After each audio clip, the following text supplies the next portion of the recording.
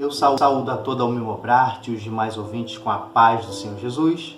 Eu sou o diácono Naaman, da igreja que está em São Judas Tadeu, e tenho uma palavra de Deus para você neste dia.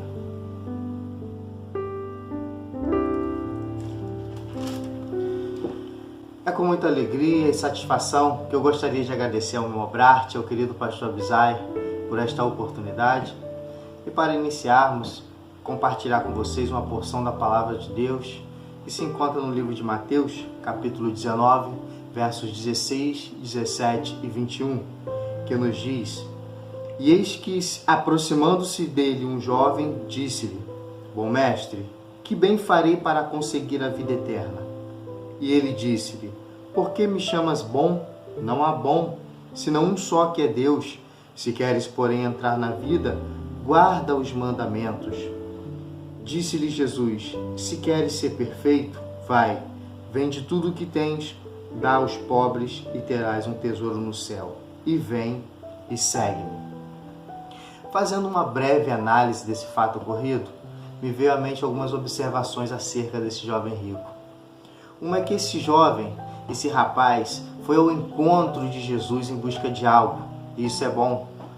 Só que não era cura, não tinha qualquer doença física.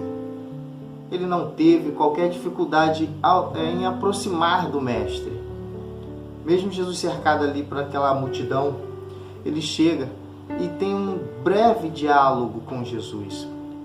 Ele consegue chamar a atenção de Jesus sem qualquer barulho, gritos ou algo exuberante. Jesus simpatiza com aquele jovem. O mestre para de falar à multidão e o dá atenção. Ele faz seus questionamentos acerca da vida eterna e os mandamentos. Mas preste atenção, infelizmente, ele tropeça quando Jesus toca no seu espinho.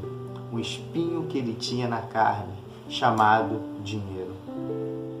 Agora vamos percorrer a Bíblia e achamos um homem cego, gritando para todos os lados, pois ele era cego, não conseguia enxergar. Ele gritava por Jesus, filho de Davi, para que tivesse misericórdia e compaixão dele e o curasse daquela cegueira. Jesus, ele cercado pela multidão, para, e como sempre o bom mestre vai até ele, o recebe e o pergunta sobre o que ele precisava e o cura. Aquele homem, ele passa a enxergar Jesus, ele passa a enxergar tudo à sua volta com mais clareza. E andamos mais um pouquinho, e Jesus novamente cercado pela multidão, pelos discípulos. Jesus para, ele olha à sua volta, faz uma breve indagação: alguém me tocou. Aí você imagina, Jesus cercado por várias pessoas.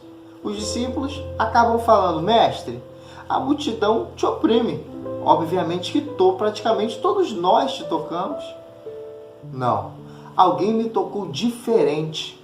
Eu senti sair de mim virtude. Era uma mulher. Todos conhecem a história. Aquela mulher havia perdido todo o seu dinheiro, tentando achar a cura de quê? Uma doença. E aquela doença era um fluxo de sangue. Mas a fé daquela mulher em tocar no mestre fez com que ela fosse curada imediatamente. Vamos mais um pouquinho. Jesus andando e novamente quem em volta de Jesus? A multidão. Ele olha para cima e vê quem? Uma árvore espinhosa. Zaqueu. Talvez com alguns arranhões, alguns espinhos o furando. Era aquele homem. Jesus o chama: Zaqueu, desce depressa, pois hoje me convém pousar na sua casa. E o que acontece? Zaqueu o recebe as orientações do mestre, entende o que devia fazer e assim recebe a sua recompensa. Agora voltemos ao rapaz rico. O cenário, ele tinha um cenário todo a seu favor, sem dificuldade financeira. Por quê? Ele era rico. Não tinha nenhuma doença física e nem mental, aparentemente. E o mais difícil, ele conseguiu, que foi encontrar o Mestre Jesus e ter uma sessão só para ele, exclusiva. Só que nessa oportunidade que ele teve, o dinheiro acabou falando mais alto. As posses falaram mais alto. Faltava o mais importante, ele entender Jesus. Aprender que enquanto aqui em vida, nós precisamos usar o nosso corpo para o quê? Semear, frutificar, dar bons frutos na obra de Cristo e com Cristo. Juntar galardões nos céus, o não tesouro aqui na terra.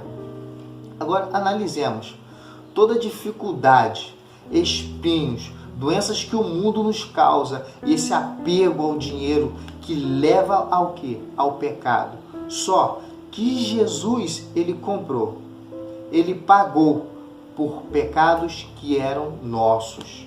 E hoje já não mais nos pertence. Isso você tem que ter certeza. E esta compra foi com muito sangue e sofrimento.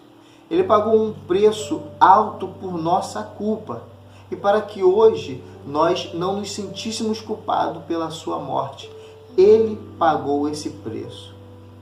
Deus calou-se, porque Jesus estava coberto de pecados, os nossos. E Deus não compactua com o pecado. Mas quando Jesus, ele cumpriu a sua promessa de morrer, mas ressuscitar, o Pai Celestial volta-se para o Filho. E assim nós temos a herdade da vida eterna. Nós herdamos essa vida eterna. Mas não basta somente herdar a vida eterna, porque assim seria muito fácil, seria muito simples.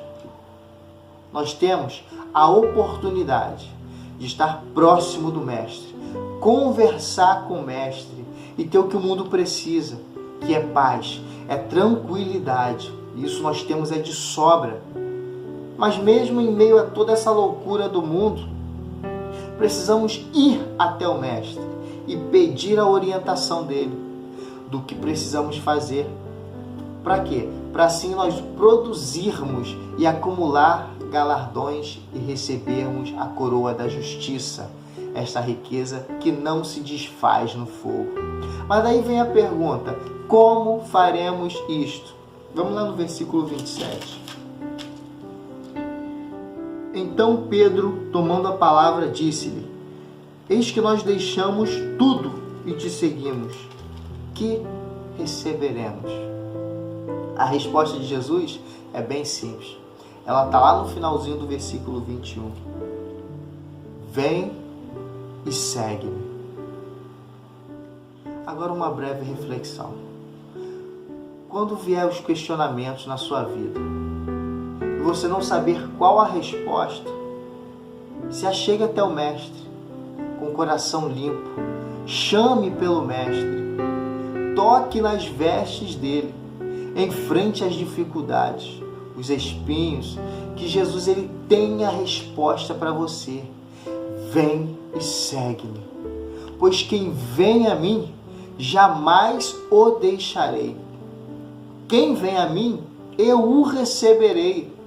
Quem vem a mim, o caminho encontrará. Quem vem a mim, a paz receberá.